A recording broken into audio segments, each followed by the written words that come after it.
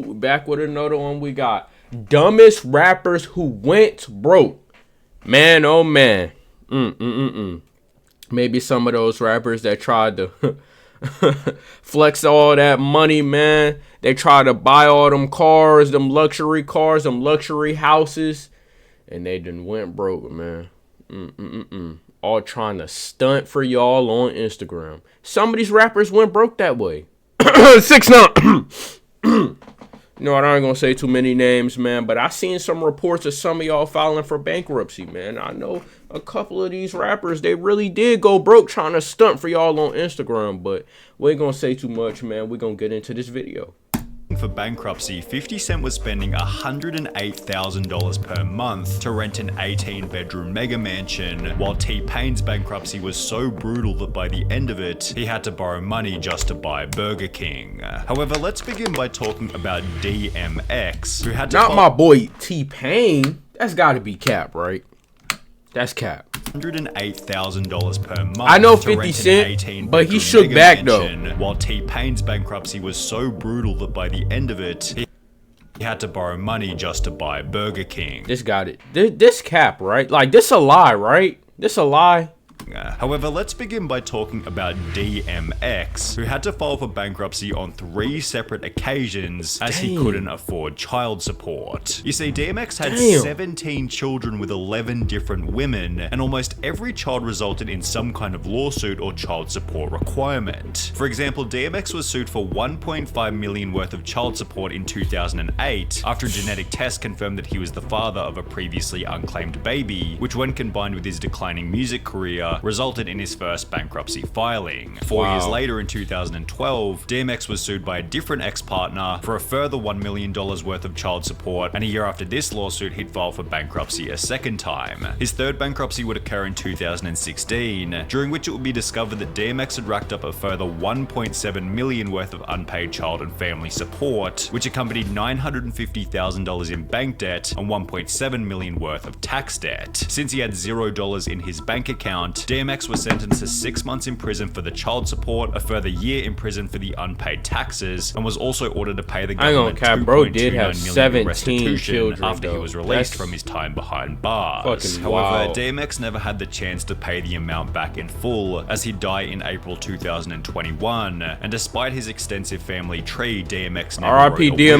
meaning that his family was still involved in money-related legal battles even after he was dead and buried. Tyga was certainly better at managing his child support payments, although he definitely had a weakness when it came to luxury spending. After cultivating his career as a successful rapper, Tyga's name entered news headlines after he'd purchased a $200,000 Mercedes Maybach for his girlfriend, while being $480,000 behind in rental payments on a luxury Malibu home. As a result, Tyga was sued by his landlord, although he failed to show up to court as he was on holiday in Turks and Caicos. Yet this situation wasn't the only example of Tyga spending big in one area while being financially behind in another. For example, in 2016, while shopping for a new Bentley, Tyga's Ferrari 458 was repossessed in the parking lot as Tyga hadn't been paying for the loan. Despite this, Tyga would go on to purchase another Mercedes Maybach, as well as a Land Rover, a Rolls-Royce Ghost, and a Rolls-Royce Cullinan, all of which were repossessed for non-payment, while he was seen looking at a brand new Lamborghini. In addition to this, Tyga was sued by a second landlord for $181,000 after once again missing rental payments in 2016, which was followed by a third property-related lawsuit in 2020, where Tyga had racked up over $200,000 in damages and unpaid rent on yet another rental property. It was then revealed that Tyga was being court-ordered to pay for $200,000 worth of unpaid jewelry, which accompanied the accusation by his ex-girlfriend Blac Chyna that he'd been missing child support payments. Is it that hard to like not buy the shit if you know you can't really pay it, bro?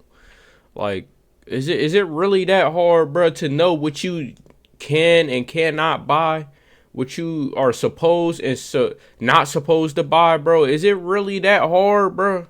It's that hard? Like, dang, bro.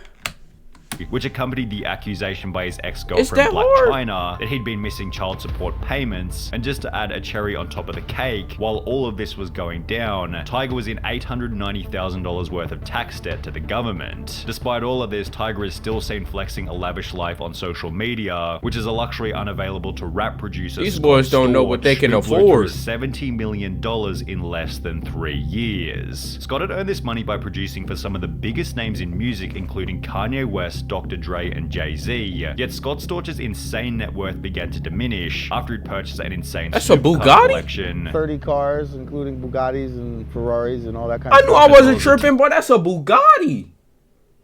$10.5 million mansion where he housed more than 20 staff, including a boat captain, just in case he wanted to go out on his yacht. The captain was on full-time staff? Yeah. In case you want to take the boat out? Yeah. And the boat was how many bedrooms? 7. 7-bedroom boat. 7-bedroom boat? 20 million. Scott went on to explain just how much this lifestyle was costing him. My monthly overhead for my household employees was somewhere in the neighborhood of $1 million a month I was spending. And that if he continued to work, there wouldn't have been any problems, although this isn't what he would do. It went from me working and delivering to doing drugs and not going to the studio. I just stopped working, and then I got depressed and jaded. As mentioned, Scott stopped making music and instead began to get addicted to the nightlife in Miami. And with no money coming in plus $1 million a month going out, it was only going to be so long before Scott hit zero. By 2009, just 3 years after having a net worth of $70 million, Scott had filed for bankruptcy. 6 years later, Scott would file for bankruptcy a second time, claiming to have a grand total of $3,600 of assets. I wouldn't. Yeah, this is a bad decision he made to just stop dropping music and to stop working. But it's just like, I wouldn't call him dumb for this, bro. Depression got to the best of him, bro. That's really what it was, man. Depression got to the best of him, and he went from having all the millions. Bro, you know somebody rich when they got a fucking boat. They got a boat with bedrooms in it. Like, holy shit. You can take care of my whole family. But nah, though, they say he filed for bankruptcy claiming he has a grand total of 3,600 assets, bro. That is an insane downfall, bro. Insane downfall. Name $100 in cash, $500 in clothing, and a $3,000 watch. Most shocking, his music companies are valued at $0, and in 2014 he made a grand total of only $10,000. Throughout this hardship, Fat Joe was one of the only rappers to keep their friendship with Scott, possibly because Fat Joe went through a similar situation himself. Fat Joe had earned $1.18 million in 2007, $1.28 million in 2008, $265,000 in 2009, and $630,000 in 2010. However, despite having made this $3.3 million in only 4 years, Fat Joe failed to pay taxes on it. He was able to come up with $718,000 and had also done extensive charity work. However, this wasn't enough to satisfy the judge, who sentenced Fat Joe to 4 months in prison. Despite taking personal responsibility for his actions by stating, "There was a lot going on in the years that I didn't file my taxes, but it was my responsibility," less than 4 years later, Fat Joe entered news headlines again after the IRS y'all know y'all gotta file y'all taxes, 1.1 million in I know y'all don't want to, taxes. bro. However, but this number was absolutely nothing part in of comparison life. to Fat Joe's friend Lil Kim,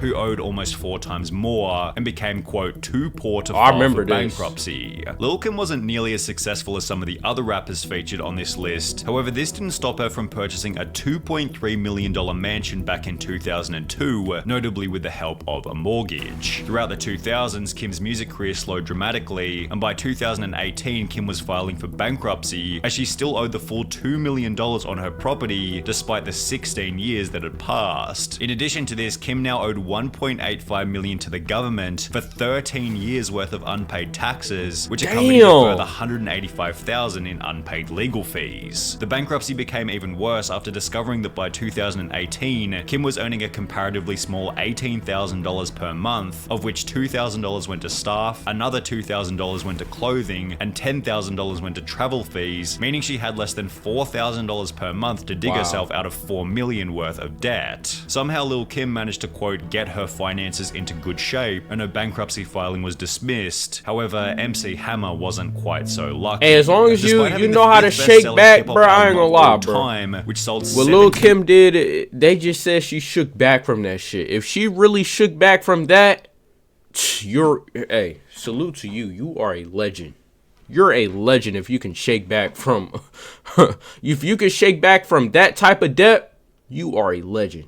15 million copies and featured songs such as You Can't Touch This, MC Hammer wasn't able to stay out of financial trouble. He bought more than 17 luxury cars, a private jet, 2 helicopters, and 21 racehorses. Some of the horses were valued at around $1 million. Most of his expenses, however, were on his home. He bought a property in Fremont, California for $12 million and spent another $30 million on renovations to turn it into his dream home. He added a bowling alley, basketball court, baseball field, recording studio, movie theater, 17-car garage, tennis courts, and 2 swimming pools to the 40,000 square foot mansion. One of the pools was shaped like his signature baggy pants that came to be known as Hammer Pants. He added several marble statues of himself throughout the property and installed a gold hot tub in his bedroom. And to keep everything running smoothly, he employed a staff of nearly 200 people on the property, which cost him an estimated $500,000 a month. Unsurprisingly, less than 5 years later, MC Hammer had filed for bankruptcy, at which point it would be revealed that he hadn't only spent his entire $70 million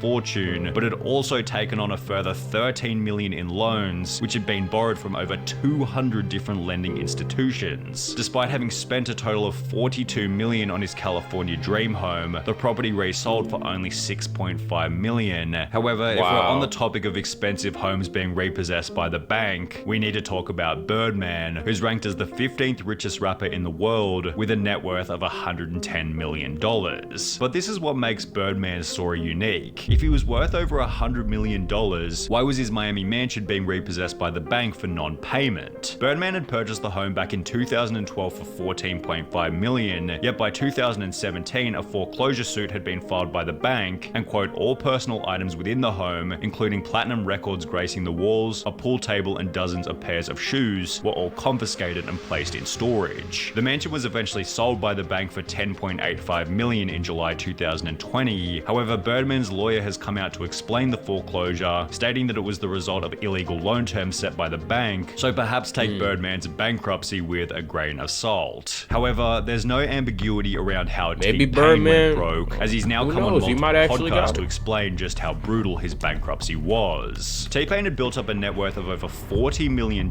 at his peak in 2007, with all of his closest rap friends advising him that as long as he kept rapping, the money would keep on coming in. Everybody before me that I had to look up to, they were just like, no, this is great. Once you start rapping, it's just money all the time. Nothing bad's ever gonna happen. There's no way T-Pain filed for bankruptcy. It's just girls and swimming pools after this. For this reason, his spending began to get out of control. I bought my Bugatti. He bought it for $2.1 million. $2.1 million. And then you, very shortly thereafter, you sold it for, all they gave you was $800,000. Honestly, I thought Bugattis was worth more than that. I thought Bugattis was like $5 million. I thought you had to be like a superstar celebrity to get a Bugatti. And then you, like on some John Cena shit. You sold it for, all they gave you was $800,000. Yeah. So it was like renting a car for $1.3 million.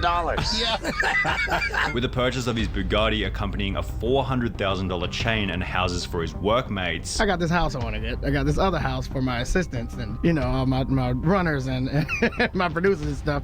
So we bought a house after that and we just started going crazy with the money. I wasn't paying attention to it. Which was extra bad as T-Pain never even checked in on how much money he had. I didn't want to know because I was T-Pain? to believe that this is just it's only gonna grow. Because these rappers told me that I'm just gonna make money forever. It's just gonna keep going up and up. In the process, T-Pain began to create less music. Buy Within you a few drink. years, his accountant was advising him that he was almost out of money. My accountant was like, dude, you're like out of money. And I was like, no, I'm not. And while T-Pain seemed confident that he had plenty of cash left, reality set in for him after he'd have to borrow money just to buy food. When you say you was broke, was you had like $0 broke? I had to borrow money to get my kids Burger King. What the most? Oh my God, bro. So that is true. T-Pain was lucky to get away with a loss of only $40 million, as the final person on our list makes this number look like loose change, 50 Cent. 50 didn't only release the 10th best-selling American hip-hop album of all time, but he also made over $100 million on a vitamin water investment, plus a further $78 million from a luxury underwear deal. In the late 2000s, 50 Cent made an estimated $300 million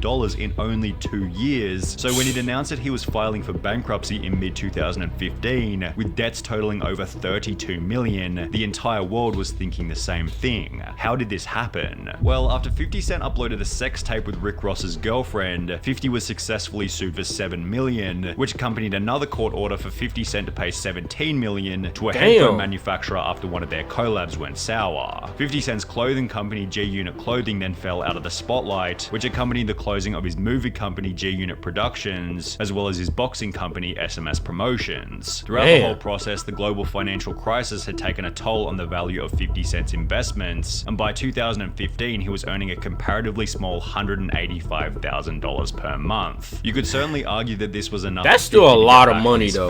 However, $108,000 of this monthly income was going toward an 18-bedroom mega mansion, while the remaining $77,000 was going toward menial expenses such as his gardener, with bankruptcy documents revealing that 50 Cent still owed money to his stylist, fitness coach, and even his barber. Despite this, he began to troll on social media with posts such as this one, spelling out the word broke with $100 bills, and within 2 years, 50 Cent had paid back $23 million worth of his $32 million debt. I told y'all 50 Cent eventually got back to zero, and according to Google, has built up a net worth of $40 million over the last 5 years.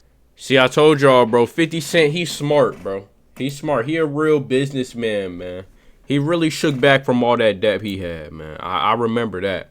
Now, I will tell y'all that, bro. But I'm going to see y'all next video, and I'm out, man. Peace.